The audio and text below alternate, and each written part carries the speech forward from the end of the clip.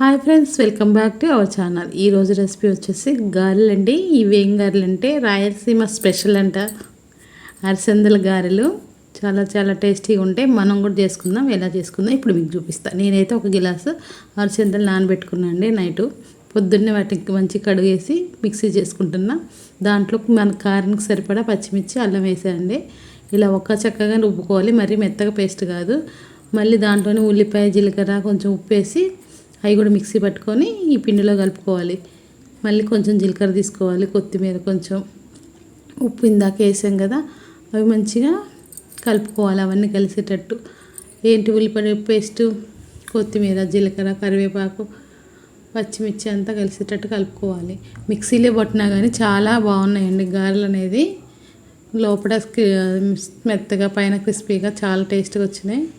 ఇప్పుడు స్టవ్ మీద నూనె పెట్టుకొని గారెలు చేసుకోవాలి షేప్లో. ఇలా చేతి మీద వేసుకున్నా కానీ బాగా ఈజీగా వచ్చేసినాయండి చాలా.